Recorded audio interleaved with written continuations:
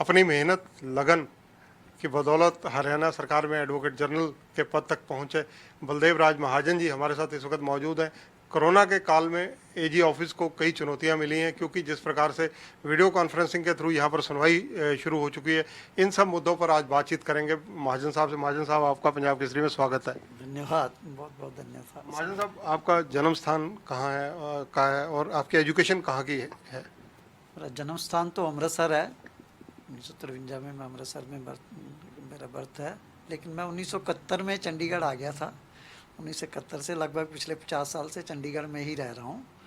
तो स्कूल की एजुकेशन तो अमृतसर में थी, लेकिन उसके बाद मेरी जो एजुकेशन है, ग्रेजुएशन, वो चंडीगढ़ में थी। एमए मैंने पॉलिटिकल साइंस पास करी थी बाय कॉरस्पॉन्डेंस चंडीगढ़ से।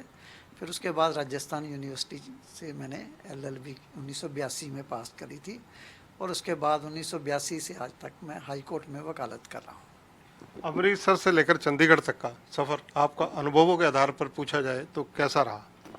बहुत अच्छा है। बहुत सी अपॉर्चुनिटीज़ मिली आगे आने के लिए। एक कॉमन फैमिली से एक एडवोकेट जनरल के नाते पहुंचने एक लंबा सफ़र तय किया है।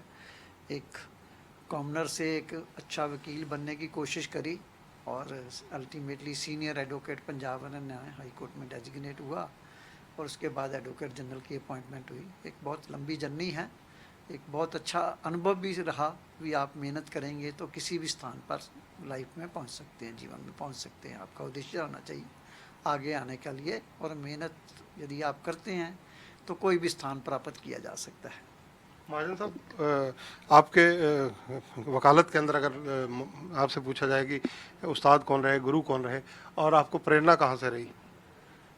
मैं वकालत में गुरु के नाते तो मैंने श्री धर्मवीर सहगल जी को ज्वाइन किया था 1982 में। वकालत पास करने से पहले भी कुछ साल मैंने उनके बीए करने के बाद, बीए करने से पहले बल्कि 10वीं पास करने के बाद मैं चंडीगढ़ में जब आया था तो part time as a clerk भी उनके साथ काम किया, और साथ में अपनी स्टडीज़ करता रहा। ग्रेजुएशन भी मैंने उसी समय करी, पोस्ट ग्रेजुएशन भी एमए भी उसी समय करी। उसके बाद फिर मैं लॉ करने के लिए राजस्थान बीकानेर में चला गया, और वहाँ से राजस्थान से मैंने एलएलबी करने के बाद भी मैंने श्री डीवी सहगल के ऑफिस में एज ए एसोसिएट उनका ज्वाइन कर लिया, और उसके बाद उनके जज बनने तक उनके साथ काम करता रहा। और बहुत सी चीज़ें लाइफ की भी और प्रोफेशन की भी उनसे सीखने को मिली, मतलब ये है। तो उन्हीं के कारण ही आज मैं जहाँ पहुँचा हूँ लाइफ में, ये सब उन्हीं के कारण है। भी उनका सिखाया हुआ जो रास्ता था उसने मेरे को यहाँ तक पहुँचने में बहुत मदद करी। महाजन साहब, जो सीनियर एडवोकेट का दर्जा है वो आपको कब मिला?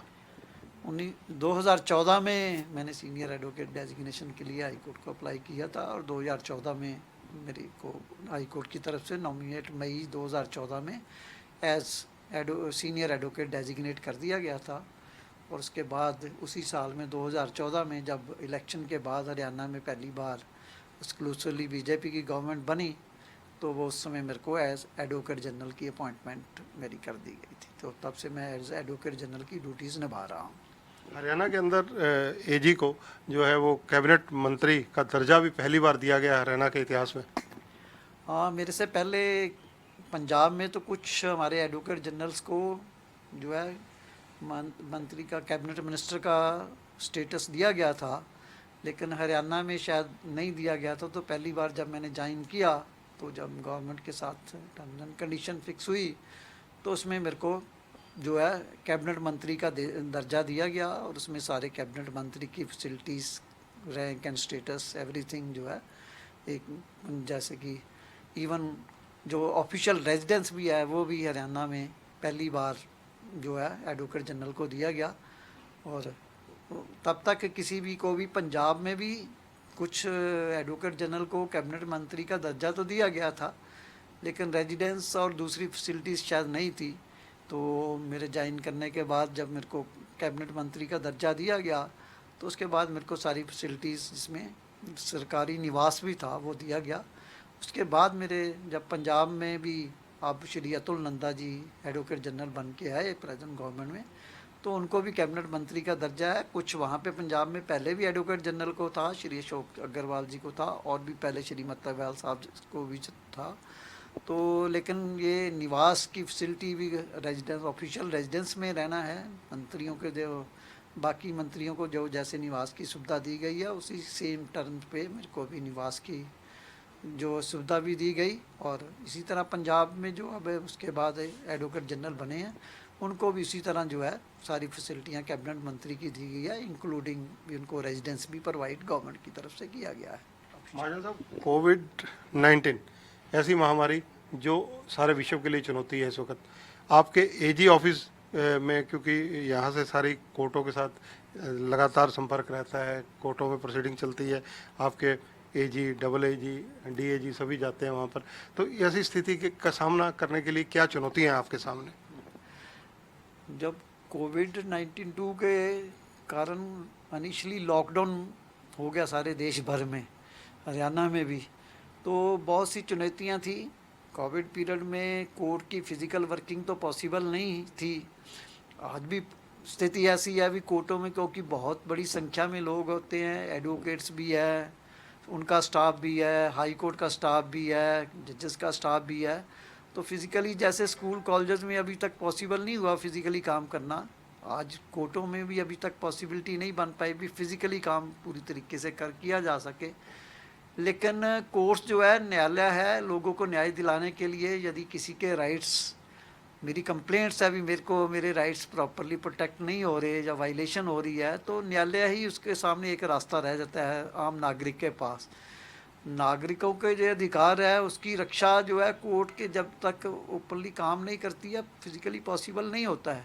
लेकिन कोर्ट के सामने भी चैलेंज था, तो कोर्ट ने जैसे रास्ता निकाला कि जो भी इमीडिएट किसी को न्यायिक सहायता की ज़रूरत है उसके लिए कोर्ट वीडियो कॉन्फ्रेंसिंग से काम करे।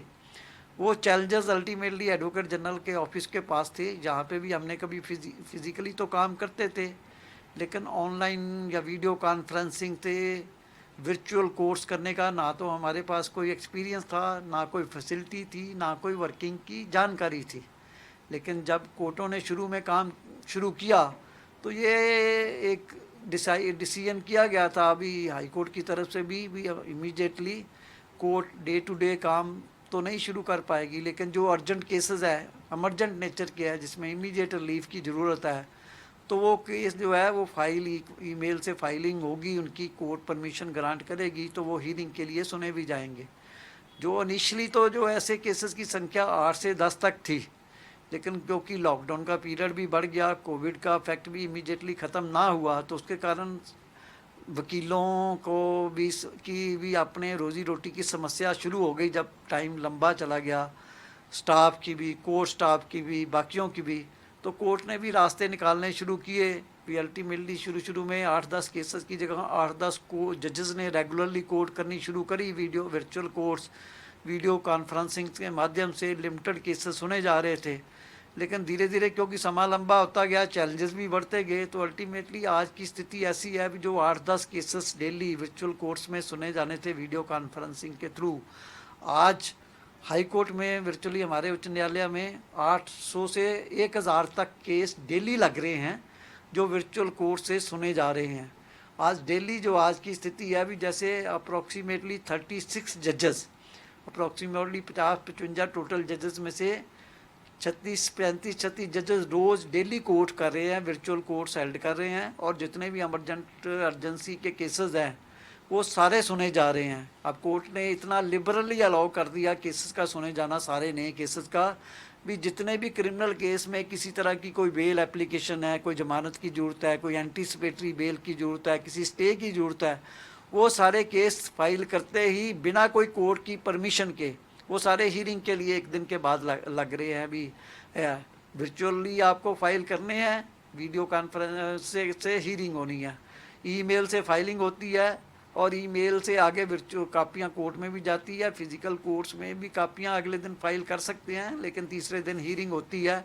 लेकिन वो कोर्ट्स की भी अफेक्टिव हियरिंग रहे, एडवोकेट जनरल ऑफिस की तरफ से भी लॉ ऑफिसर की असिस्टेंस रहे, ताकि कोर्ट जल्दी और जल्दी फैसला कर सके। तो जो आज एडवोकेट जनरल ऑफिस की वर्किंग है वो कंपैरेटिवली जो हम रूटीन में काम करते थे उससे भी ज़्यादा बहुत बढ़ के कोर्टों को असिस्टेंस प्रोवाइड करने की कोशिश की जा रही है। पहले जैसे क्रिमिनल केस में बेल एप्लीकेशन फाइल होती थी, कोर्ट नोटिस इशू करती थी, उसके बाद हम उसकी इंफॉर्मेशन डिपार्टमेंट से, पुलिस कंसर्न स्टेशन से, पुलिस डिपार्टमेंट से मांगते थे, फिर कोर्ट को बताते थे, उसके बेस पे कोर्ट डिसाइड करती थी। लेकिन आज अल्टीमेटली हमने अपना सारा सिस्टम जो है इतना बढ़ा लिया है अभी जो है डिजिटलाइजेशन का, कि अल्टीमेटली हमारे पास जितने भी नए केस फाइल हो रहे हैं उसकी एडवांस में कौंसल्स कापी सप्लाई करते हैं एडवोकेट जनरल ऑफिस को बाय मेल। तो फिज़िकल तो कापी नहीं है, लेकिन मेल से आने के बाद हम इमीडिएटली वो कंसर्न डिपार्टमेंट्स को कापियाँ पास ऑन करते हैं, लॉ ऑफिसर को पास ऑन करते हैं, और कोशिश करते हैं भी जब तीसरे दिन हीयरिंग के लिए केस आए उससे पहले सारे केसेस में, खास करके जितने क्रिमिनल केस लग गया उसकी फीडबैक, प्रिलिमिनरी फीडबैक तो जो है ना वो एक दिन में प्राप्त करके कोर्ट को पहली हीयरिंग पे तीसरे दिन ही प्रोवाइड करी जाए।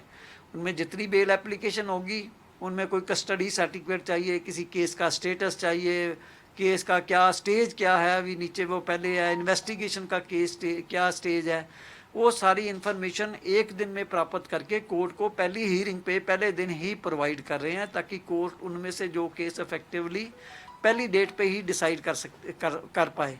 उसके कारण जो है मोर देन 50% केसेस जो है वो कोर्ट इस पोजीशन में अभी पहली डेट पे ही सारे क्रिमिनल केसेस में से 50% से ज़्यादा पहली डेट पे ही डिसाइड कर देती है।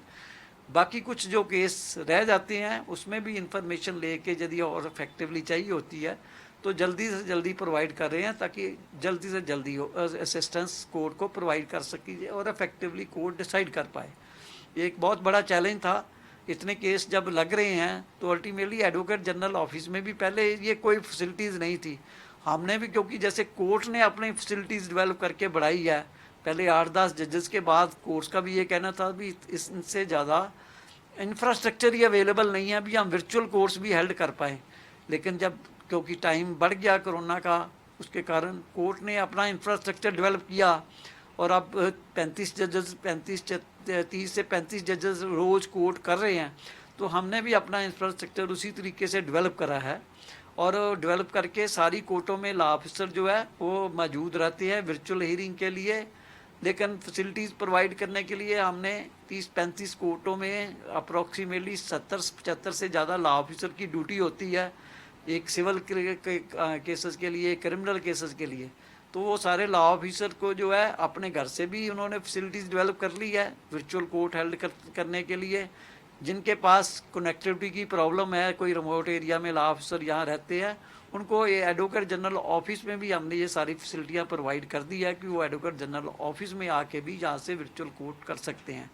इसी तरह बाकी भी जो सिस्टम है, हमने जितनी कापी केसेस की आ रही है उसी तरह सिविल केस भी जो है, जैसे हम रूटीन में नोटिस होने के बाद भेजते थे उसमें महीने पहली डेट पे ही इंफॉर्मेशन लेने के लिए लगते थे, सारे सिविल केस भी कंसर्न डिपार्टमेंट्स को भेजते हैं।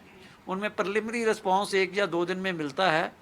कोर्ट को प्रिलिमिनरी इंफॉर्मेशन देने के लिए हम उस पोजीशन में होते हैं, लेकिन बाकी केसेस में जहाँ डिटेल्ड रिप्लाई की ज़रूरत है, कोई फैक्चुअल पोजीशन है, तो वो भी इंफॉर्मेशन, क्योंकि हमने मेल पे लेने के लिए डिजिटलाइजेशन सारा सिस्टम डेवलप किया हुआ है अब, तो वो डिपार्टमेंट्स भी हमें सारी इंफॉर्मेशन जो है ऑनलाइन प्रोवाइड करता है। और हम उसी तरह कोर्ट को इवन रिप्लाईज़ भी फाइल जो करते हैं, मेल से भी फाइल करते हैं, फिज़िकल कापी भी फाइल करते हैं। इसी तरह जैसे मेल पे कौंसल्स हमारे पास एडवांस कापीज़ केसेस की भेजते हैं, हम भी उसी तरह जो भी रिप्लाईज़ फाइल करते हैं, फीडबैक देते हैं, वो उसकी कापी जो है एडवांस में कौंसल को भी प्रोवाइड कर रहे हैं। तो इस तरह सिस्टम डेवलप किया गया है अभी जल्दी से जल्दी असिस्टेंस प्रोवाइड करी जाए। जितने केसेस भी फाइल हो रहे हैं, आज सिस्टम सारा डेवलप्ड होने के कारण इतने केसेस जब फाइल हो रहे हैं तो मोस्टली केसेस में कोर्ट अब लिबरली सिविल केस भी सुन रही है सारे। हाई कोर्ट ने अलाउ कर दिया भी जितने नए केस फाइल हो रहे हैं उनमें 90% से ज़्यादा कोर्ट उसी समय परमिट कर देती है। यहाँ तक कि जो पुराने केसेस भी है उसमें भी कोई अर्जेंसी है तो कोर्ट ने परमिट कर दिया, अब आप उसमें एप्लीकेशन फाइल करेंगे तो वो एप्लीकेशन के साथ केस भी सुना जाएगा। और कोर्ट कोई भी केस जो पुराने, जो पहले रूटीन वाले तो नहीं अभी सारे सुने जा सकते, लेकिन उनमें से जितने केसेस में कोई अर्जेंसी है, कोई इमीडिएट रिलीफ चाहिए, कोई स्टे चाहिए, कोई अर्जेंसी है ज्वाइनिंग की, कुछ भी है, तो वो कोर्ट भी परमिट कर रही है। उन सारे केसेस में भी कोर्ट ने क्योंकि लिबरली हीयरिंग अलाउ कर दी है, तो इसी तरह हम भी अपनी तरफ से पूरी प्रॉपर असिस्टेंस प्रोवाइड करने की कोशिश कर रहे हैं। महाजन साहब, जैसे क्योंकि ये कोरोना का काल जो है वकीलों के लिए भी काफ़ी समस्या का कारण बना, युवा वकील, कई वैसे भी वकील जो बीमार हैं, क्योंकि रोजगार का साधन जब क्लाइंट नहीं पहुंचेंगे वहां तक, एक डिस्टेंसिंग का सवाल रहता है। तो ऐसी स्थिति से निपटने के लिए आपके दिमाग में क्या सवाल है कि किस तरह से मतलब हल किया जा सकता है इन चीज़ों को? अब देखो, दो चीज़ें हैं। पहले तो जैसे लिबरली कोर्ट ने अब फाइलिंग अलाउ कर दी है। पहले अर्जेंसी केस सुने जाएंगे कि नहीं सुने जाएंगे, इस चीज़ का भी डिस्प्यूट था, मेंशनिंग अलाउ होगी कि नहीं होगी। बाकी केसेस में जिनके पास अर्जेंट केस है वो तो कुछ वकील काम कर पाएंगे, बाकी वकील जिनकी अर्जेंसी बहुत ज़्यादा नहीं भी है लेकिन केस पेंडिंग पड़े हैं, फाइल हो रहे हैं, या कौन सा पार्टीज़ आपके कांटेक्ट करती है उनकी फाइलिंग, अब हाई कोर्ट ने ये परमिट कर दिया कि सारे ही केस फाइल हो सकते हैं, चाहे कोई अर्जेंसी है या नहीं है। जिन केसेस में अर्जेंसी है वो तो मेंशनिंग करनी पड़ेगी, वो भी मेल से मेंशनिंग होती है, कोर्ट परमिट करती है और अगले दिन हीयरिंग हो जाती है एक दिन छोड़ के। लेकिन जिसमें मेंशनिंग कोर्ट नहीं भी परमिट करती, अदरवाइज या कोई अर्जेंसी इन्वॉल्व नहीं है, तो हाई कोर्ट ने परमिट कर दिया वो भी सारे केस आके हाई कोर्ट रजिस्ट्री में फाइल हो सकते हैं। सिर्फ उसमें ये कंडीशन है भी जिसमें कोई अर्जेंसी नहीं है उनकी हीयरिंग जब कोर्ट फिजिकली अपना काम रिज्यूम करेगी उसके बाद होगी। लेकिन अब ये अभी सारे केस वकील फाइल कर सकते हैं। एक ये भी एक अच्छा एडवोकेट्स के लिए है कि कम से कम जो भी केस आ रहा है फाइल करने की स्थिति में है। लेकिन इसके बावजूद क्योंकि सारी कोर्टों में, डिस्ट्रिक्ट कोर्ट्स में भी जैसे काम नहीं चल रहा, हाई कोर्ट में जो वकील है उनको डिस्ट्रिक्ट कोर्ट से केस डिसाइड होने के बाद अपीलें यहाँ आती है, वो काम लिमिटेड हो गया है। तो उस स्थिति में फाइनेंशियल जो क्राइसिस है वो तो वकीलों के लिए मेजर सेक्शन के लिए है, तो वो उसके लिए रास्ते ढूंढे जा सकते हैं। एक हरियाणा सरकार की तरफ से भी हमने कोशिश करी है कि एक Haryana advocate welfare fund act बना हुआ है, उस एक्ट के नीचे एक वेलफेयर फंड कमेटी बनी हुई है जिसमें हरियाणा के जो एडवोकेट्स हैं उस फंड के मेंबर बने हुए हैं। उनमें इस समय लगभग 4500 से ज़्यादा मेंबर है।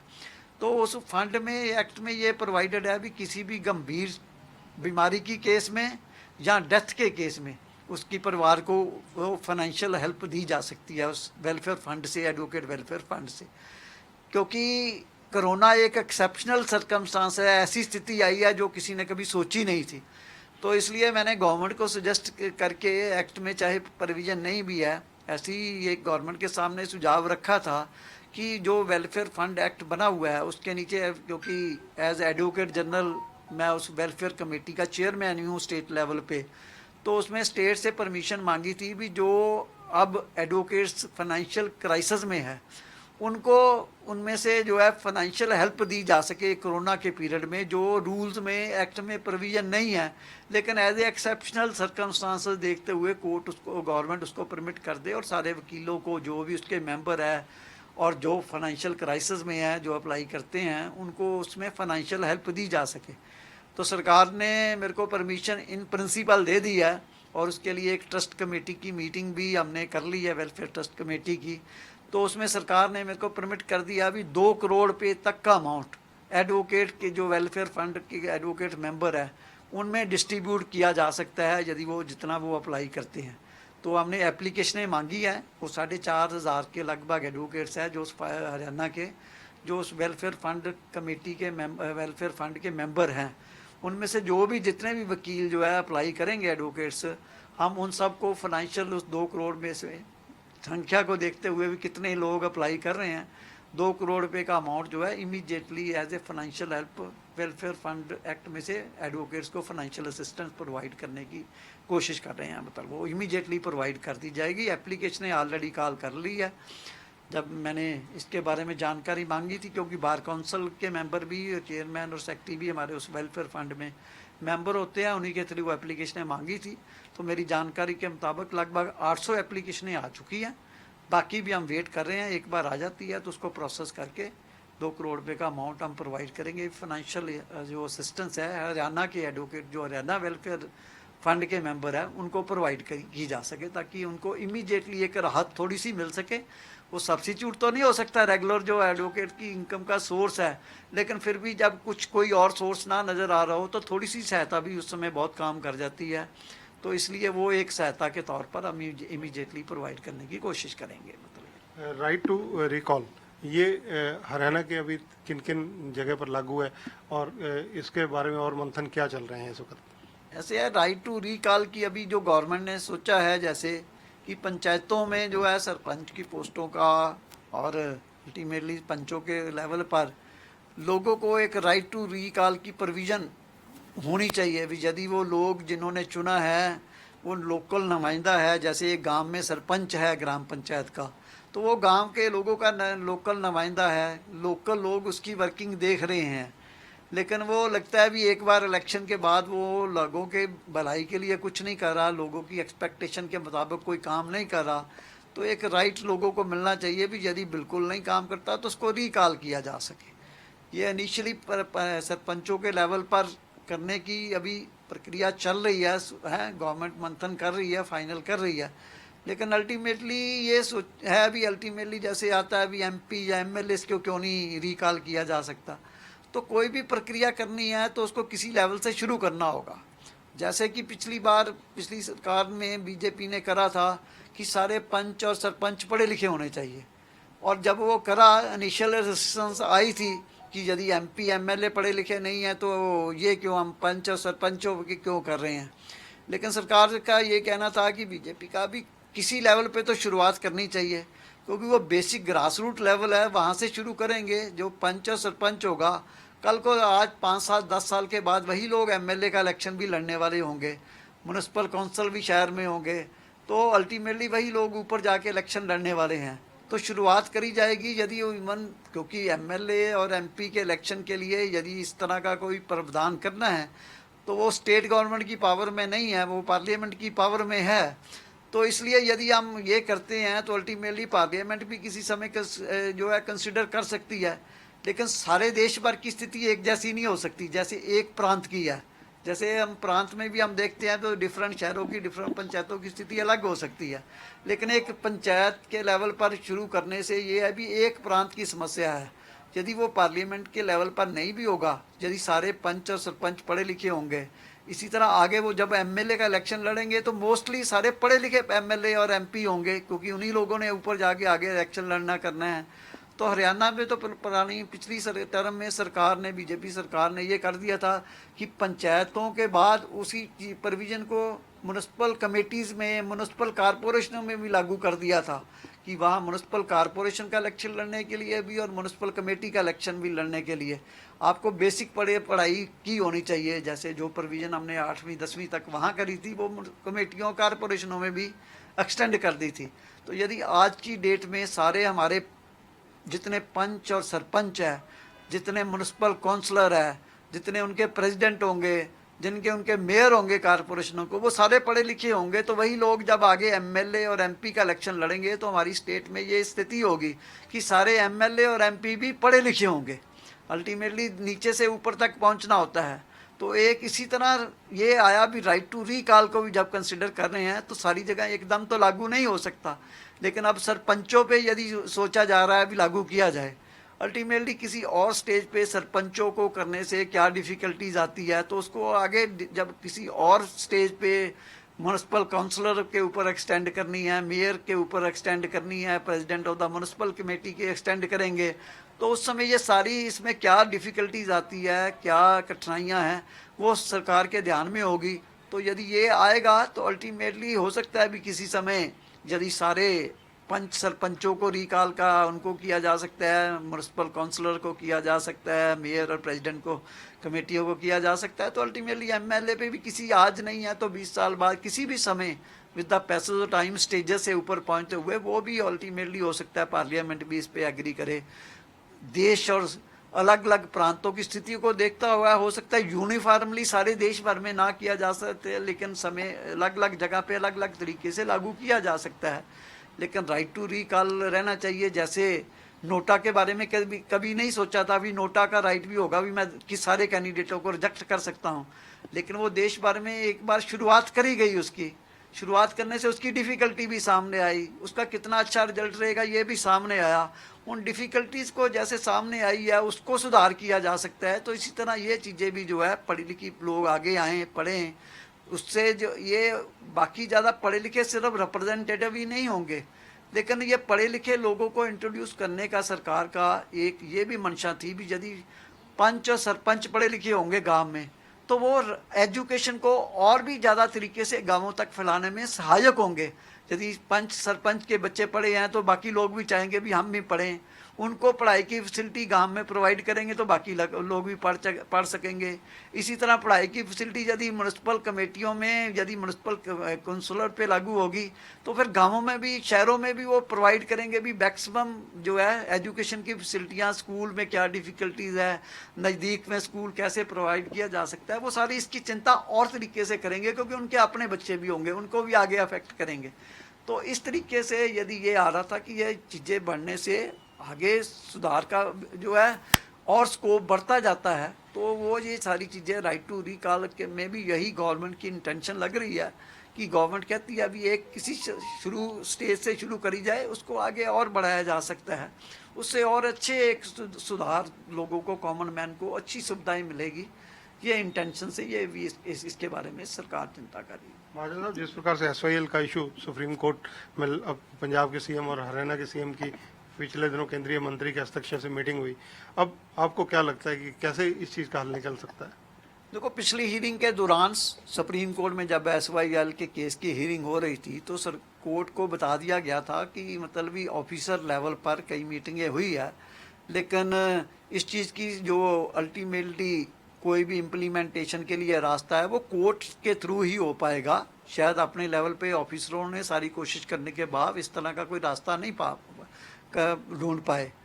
तो उस समय कोर्ट की हीयरिंग के दौरान ये कुछ ऑब्जर्वेशन थी कि ठीक है, आपने ऑफिसर्स लेवल पे तो कोशिश कर ली है, तो दोनों स्टेट के जो हाईएस्ट लेवल के जो लोग हैं एक बार वो भी आपस में केंद्र जो है उनकी बातचीत भी करवा के देखे भी शायद उनकी बातचीत में कोई रास्ता निकल आएगा।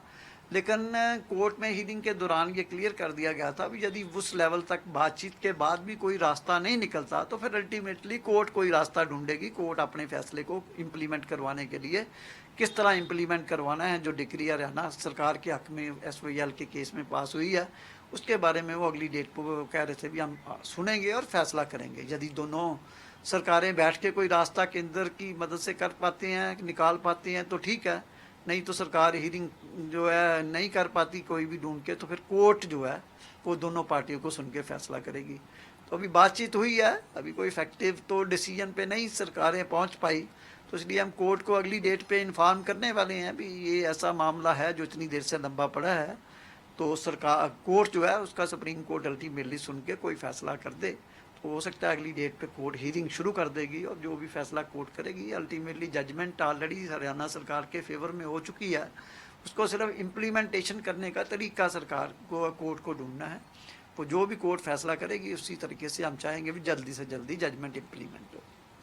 तो देखिए, ये हैं बलदेव राज महाजन, जो कि सरल, सहज व कुशल वक्ता हैं। खुलकर इन्होंने चर्चा की हर मुद्दे के ऊपर। जिस प्रकार से हाईटेक होता जा रहा है महाअधिवक्ता कार्यालय, उसके बारे में भी उल्लेख किया, क्योंकि जब कोरोना काल शुरू हुआ तो निसंदेह इतनी सुविधाएं यहाँ पर उपलब्ध नहीं थी और कोर्टें भी बहुत कम लगनी शुरू हुई थी प्रारंभिक दौर में। आज की डेट में 35-36 कोर्ट्स चल रही हैं और लगभग सभी जो इनके ऑफिसर्स हैं, लॉ ऑफिसर्स हैं, वो वीडियो कॉन्फ्रेंसिंग के थ्रू अपेयर हो रहे हैं और सरकार की तरफ से पैरवी कर रहे हैं।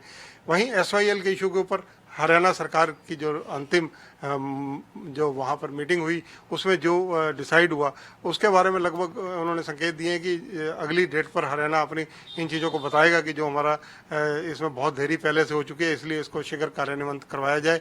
साथ ही साथ जो इस वक्त सबसे अहम इशू कोरोना का चल रहा है, कोरोना में जिस प्रकार से रिप्लाई डिपार्टमेंट जिन लोग डिपार्टमेंटों से आने चाहिए उनसे तुरंत व तात्विक कैसे मंगवाए जा रहे हैं, क्योंकि ऑनलाइन मेल के माध्यम से जैसे ही नोटिस आते हैं वो आगे सर्व किए जाते हैं और उनके रिप्लाई भी तुरंत मिल रहे हैं। उन चीज़ों का उल्लेख भी बलदेव राज महाजन जी ने किया है।